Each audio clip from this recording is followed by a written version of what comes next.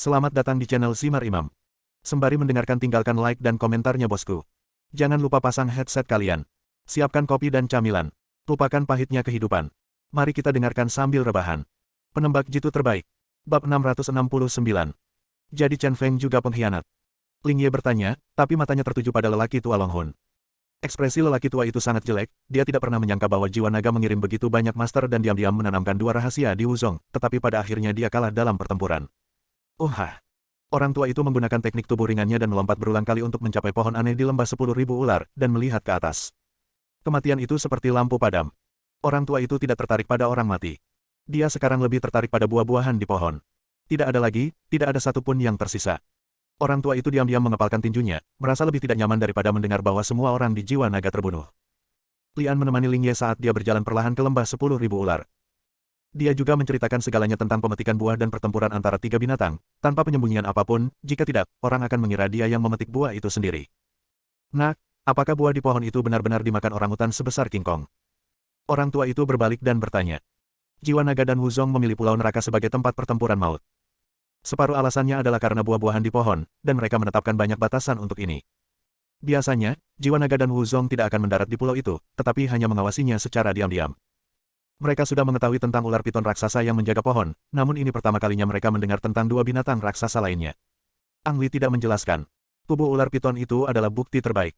Ada pula kerangka elang yang tertelan yang bisa membuktikan bahwa ia tidak berbohong. Sepertinya orangutan itu berasal dari luar pulau. Ling Ye melihat ke arah kedalaman Delta Baimu, di mana masih banyak tempat yang belum diinjak manusia. Bukannya mereka tidak mau terlibat, tapi orang-orang yang mendalaminya menghilang entah kenapa, dan lama-kelamaan tidak ada yang berani menginjakkan kaki lagi. Ling Ye sepenuhnya mempercayai kata-kata Lian, tetapi lelaki tua jiwa naga tidak menyerah dan mencari sendiri di pulau itu.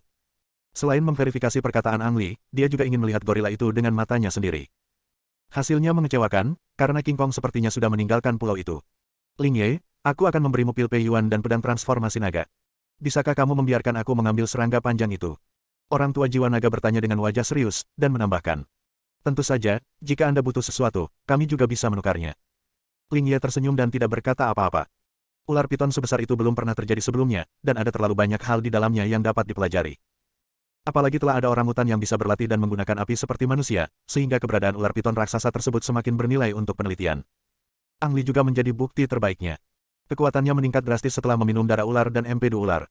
Kulit ular merupakan bahan pertahanan yang baik, tulang ular juga dapat dijadikan senjata, dan daging ular dapat menyehatkan tubuh. Orang tua jiwa naga mengerutkan kening, dengan ekspresi keengganan di wajahnya, tetapi dia tidak berdaya, dan akhirnya mendengus dan pergi. Kapal itu dibawa pergi oleh lelaki tua Long Hun. Lian tidak terburu-buru. Ling Ye memanggil pesawat OnePlus untuk membawa Lian kembali. Pulau neraka telah jatuh ke tangan orang-orang Wuzong, dan akan digunakan untuk penelitian guna mendapatkan lebih banyak rahasia. Wuzong mendirikan markas sementara di sini. Selain penelitian, tujuan utamanya adalah untuk melihat apakah King Kong akan kembali.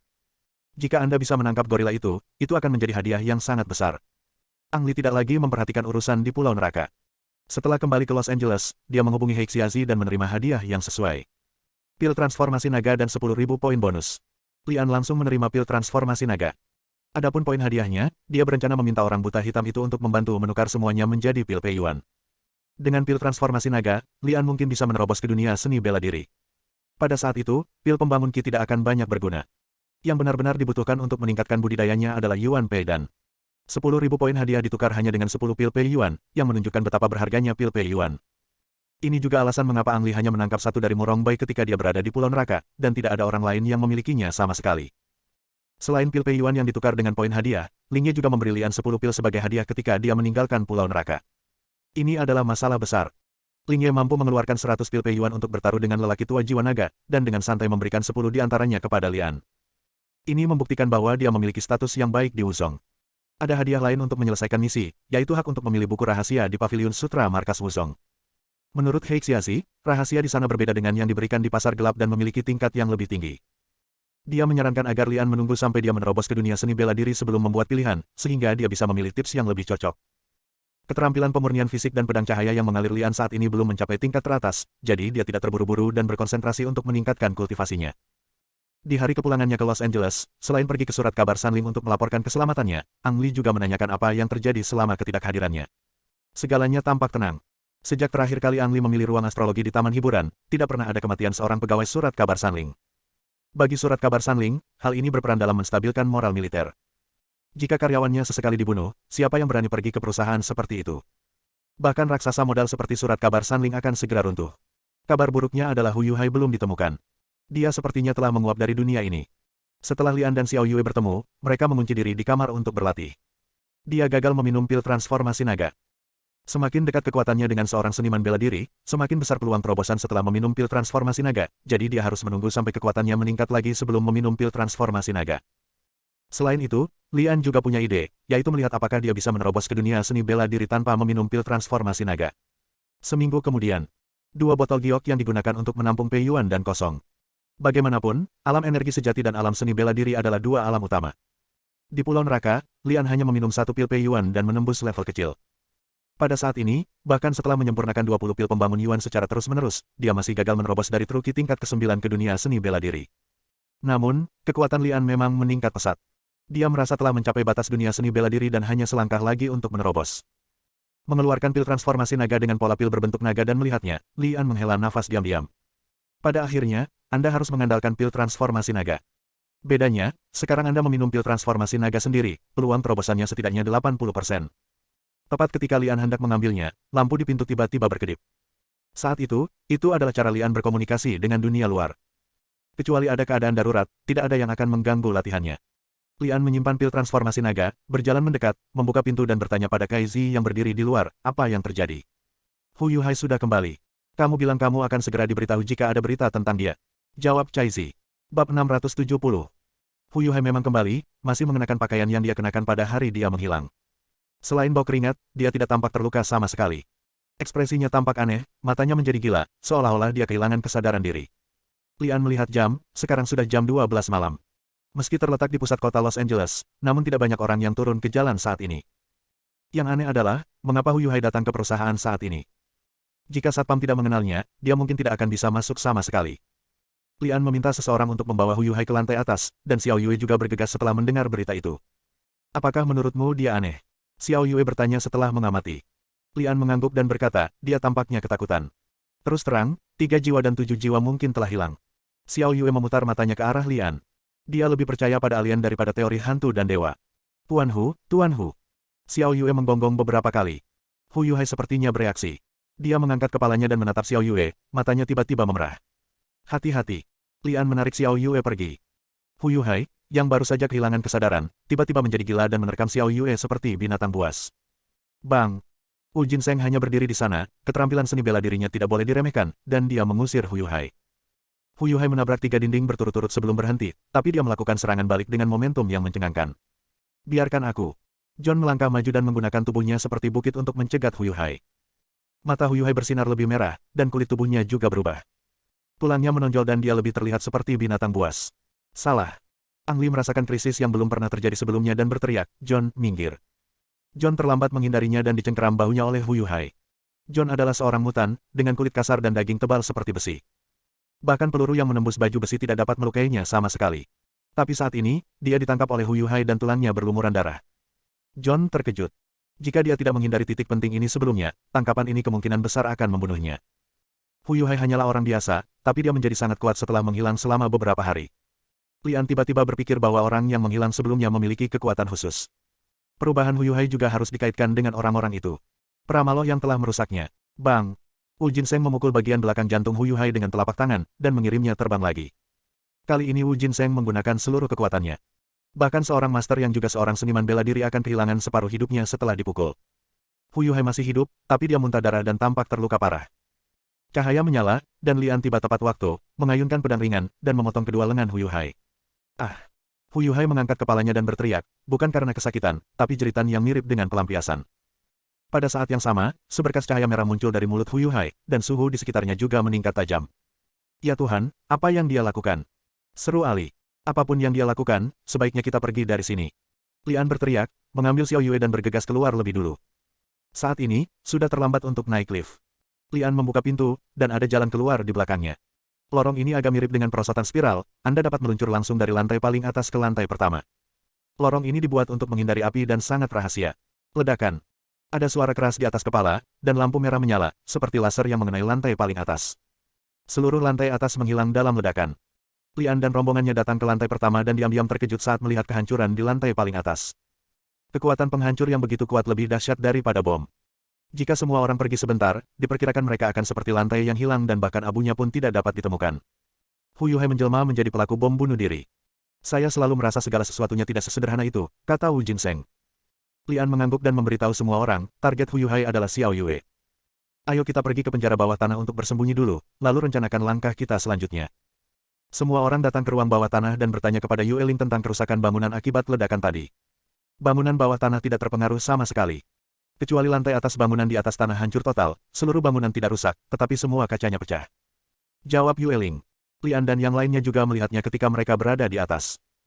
Kalau saja kacanya pecah, kerugiannya masih kecil. Tapi kenapa Hu Yuhai mengincar Xiao Yue? Roh bulan tiba-tiba berkedip, seolah tegangannya tidak stabil. Lian sangat menyadari hal ini dan buru-buru bertanya, ada apa denganmu? Tidak yakin.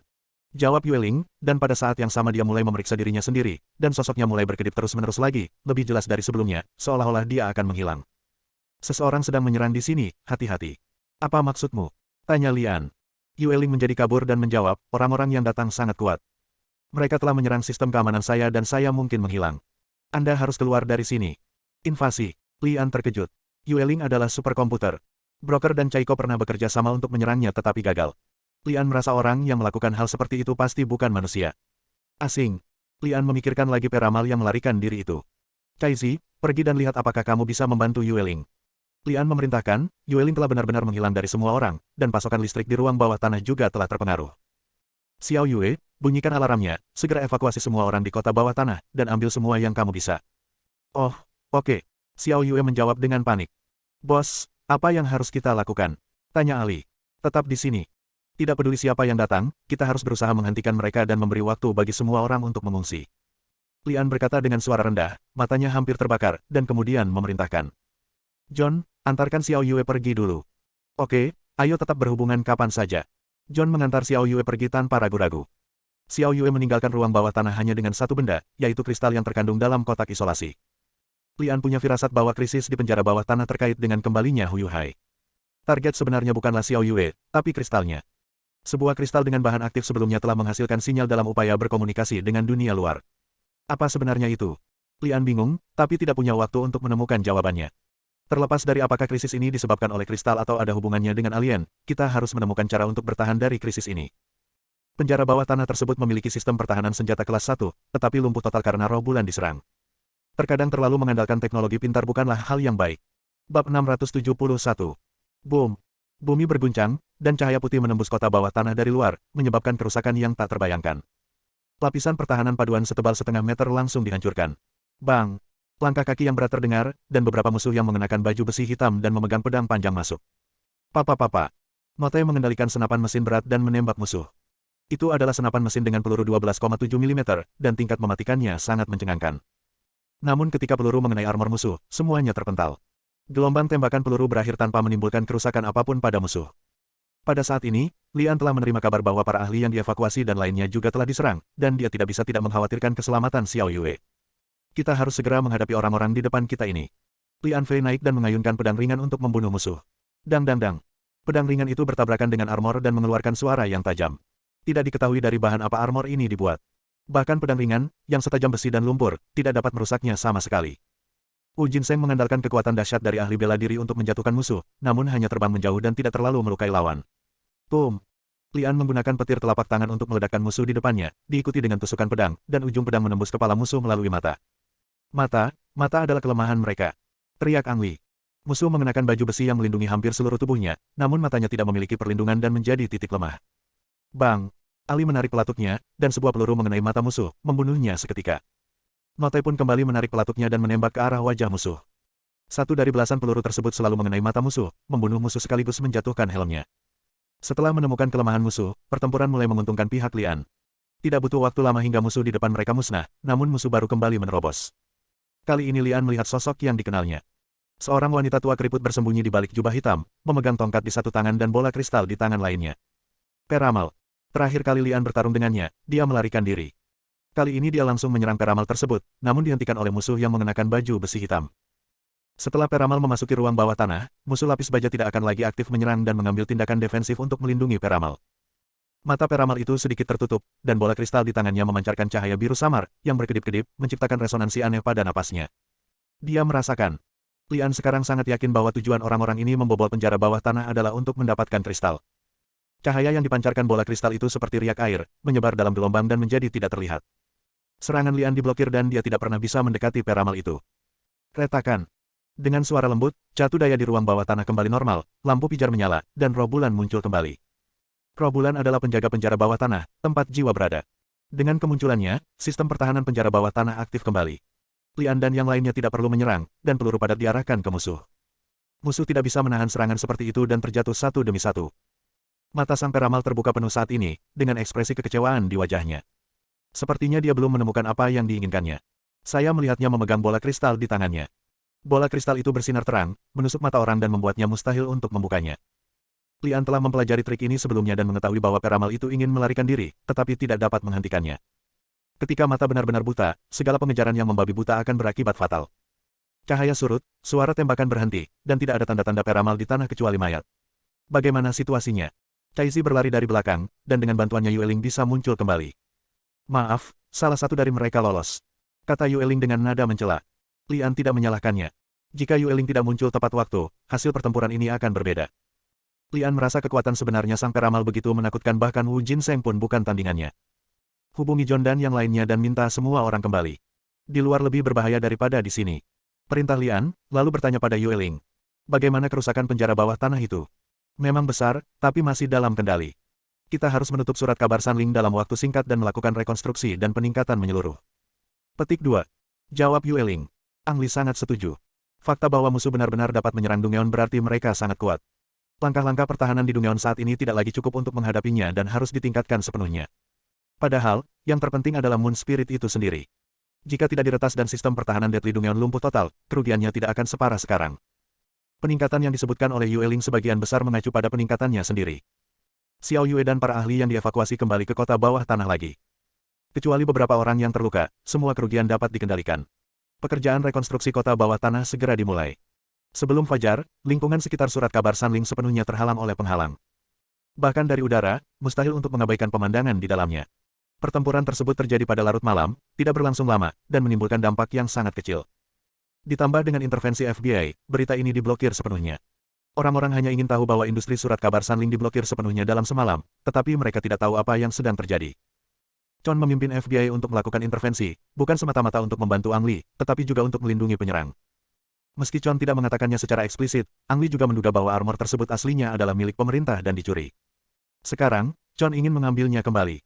Adapun para penyerangnya sendiri, mereka semua adalah tunawisma yang baru saja menghilang, dan tidak ada jejak mereka. Sebenarnya Kang In juga ingin memanfaatkan kesempatan ini untuk masuk ke dalam Dungeon, namun dihentikan oleh Ang Li. Ada banyak rahasia yang tersembunyi di kota bawah tanah, dan tidak ada hal baik yang akan terjadi jika FBI masuk. Setelah mengusir Kang In dan seluruh pegawai pemerintah, Lian menemukan Xiao Yue. Apakah menurutmu serangan ini ada hubungannya dengan kristal? Xiao Yue telah memikirkan masalah ini, jadi dia berinisiatif untuk bertanya setelah pertemuan. Lian mengangguk. Lalu apa yang harus kita lakukan selanjutnya? Kristal bening berwarna hijau itu seperti kotak Pandora. Tidak ada yang tahu apa manfaatnya bagi semua orang. Setidaknya untuk saat ini, tampaknya ini adalah bencana. Beberapa orang akan melakukan apapun untuk mendapatkannya.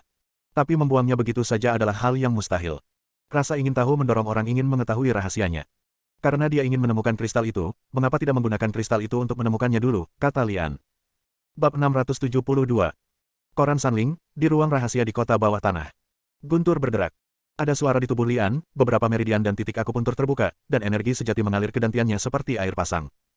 Dava nafas naga dan dava nafas penyu beredar di dalam tubuh satu demi satu, dan dua ki sejati, satu yin dan satu yang, berputar dan menyatu di dalam tubuh. Dava nafas naga dan dava nafas penyu awalnya berasal dari sumber yang sama. Keduanya saling melengkapi dan dapat bersaing satu sama lain untuk mendapatkan kekuasaan. Lian meninju, dan rasanya seperti dua helai ki telah berubah menjadi bentuk kura-kura naga, dan kekuatannya dua kali lebih kuat dari satu ki. Tak terkalahkan di level yang sama, Lian yakin. Kekuatan pil transformasi naga sungguh menakjubkan. Setelah meminumnya, Lian benar-benar menerobos penghalang dan mencapai alam seni bela diri tingkat pertama. Setelah menstabilkan kultivasinya, Lian secara khusus meminta Wu Jinseng untuk mencobanya. Bahkan Wu Jinseng sangat terkejut karena kecepatan kultivasi Lian akan meningkat begitu cepat. Meskipun ia hanya berada di alam seni bela diri tingkat pertama, kekuatan serangannya tidak lebih lemah dari alam seni bela diri tingkat kedua. Saat tingkat kultivasinya meningkat, gerakan kaki halus dan pedang cahaya yang mengalir Lian juga meningkat lagi, dan bahkan teknik pemurnian tubuh telah mencapai tingkat Xiao Cheng. Saatnya untuk mengambil langkah berikutnya. Lian sedang memikirkannya, menemukan Xiao Yue lagi, dan memasukkan kristal itu ke dalam kotak pelindung.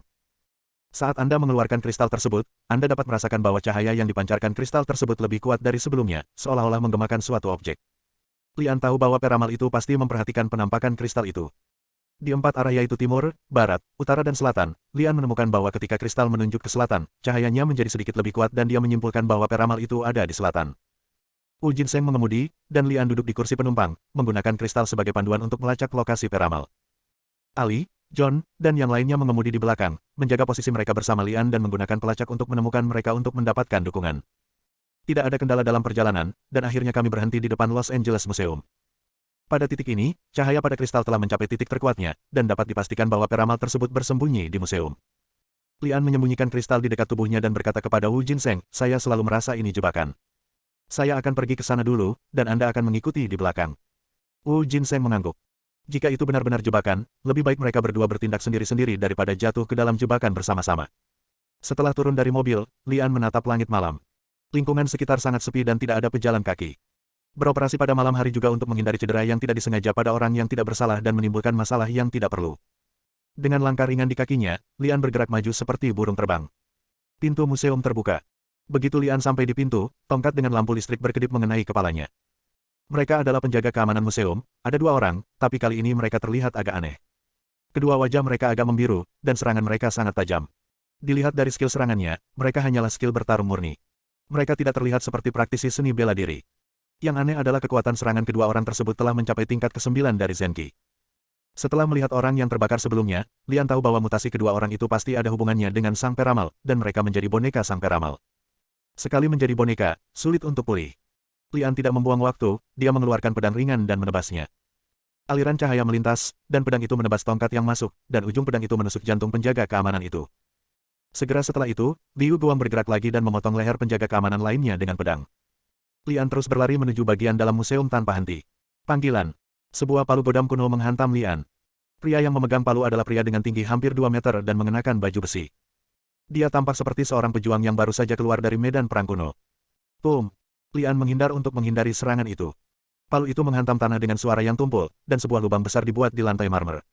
Seorang seniman bela diri yang kuat. Lian diam-diam terkejut. Kekuatan serangan pria di depannya mencapai alam seni bela diri tingkat pertama, dan serangannya yang tidak terorganisir juga dilakukan oleh orang-orang biasa. Tak terbayangkan sihir macam apa yang dilontarkan sang dukun kepada orang-orang ini, yang justru bisa membuat orang biasa memiliki kekuatan mengerikan seperti itu dalam waktu singkat.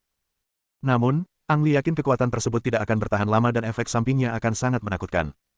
Pedang cahaya mengalir merupakan pedang yang lembut, namun palu besarnya memiliki berat ratusan kilogram, sehingga tidak dapat menahan serangan palu tersebut.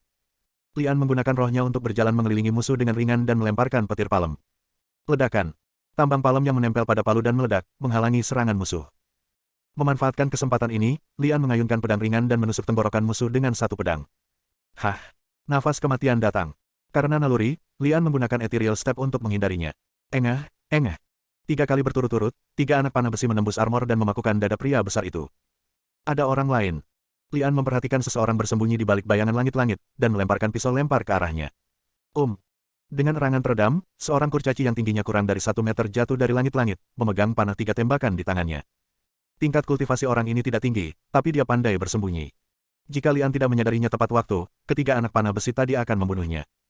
Melihat ke belakang, plasma hitam mengalir keluar dari tubuh pria besar itu, dan badan panah itu jelas beracun. Lian terus menggali lebih dalam dan segera sampai di ruang pameran medan perang modern. Ada banyak senjata dan peralatan termal di konter. Lampu di sini berkedip-kedip, dan wanita tua yang mengenakan jubah hitam berdiri di bawah lampu, memegang tongkat di satu tangan dan bola kristal di tangan lainnya, tersenyum aneh dari Lian. Berdiri di sampingnya adalah seorang pria yang tidak mencolok, matanya bersinar dengan cahaya biru, menggemakan cahaya yang dipancarkan oleh bola kristal. Berbeda dari musuh sebelumnya, pria ini mengenakan pakaian yang kuat dan jelas merupakan seorang praktisi seni bela diri. Apakah barang itu ada padamu? Peramal itu tertawa aneh dan berkata, "Berikan padaku, agar rasa sakitmu berkurang. Jika kamu menginginkannya, datang saja dan ambil sendiri." Lian terlalu malas untuk berbicara omong kosong dan melangkah keluar, menusuk bagian vital sang peramal dengan pedang ringan di tangannya. Peramal itu berdiri di sana tanpa bergerak, tetapi pria di sebelahnya melangkah keluar lebih dulu, mengabaikan pedang ringan di tangan Lian, dan menamparkan Lian dengan telapak tangan. "Kapan?" Lian penuh kejutan. Pedang bersinar yang biasanya menajamkan besi seperti tanah liat, kini menusuk tubuh pria itu seperti ditusuk pada pelat baja, hanya menyisakan bekas luka yang dangkal. Orang ini belajar kungfu horizontal, dan pertahanan fisiknya tidak lebih lemah dari John. Dengan tergesa-gesa, Lian menamparkan pria itu dengan telapak tangan kirinya. Meskipun Lian tidak menggunakan seluruh kekuatannya di telapak tangan ini, bahkan musuh di dunia seni bela diri tingkat pertama pun tidak dapat menahannya. Siapa sangka pria itu hanya mundur selangkah, namun Lian sendiri mundur beberapa langkah karena kekuatan yang dahsyat. Darah di dada mengalir, dan lengannya sedikit mati rasa. Seorang master seni bela diri tingkat kedua. Lian terkejut dan melemparkan pil penyembuh ke dalam mulutnya. Bersambung.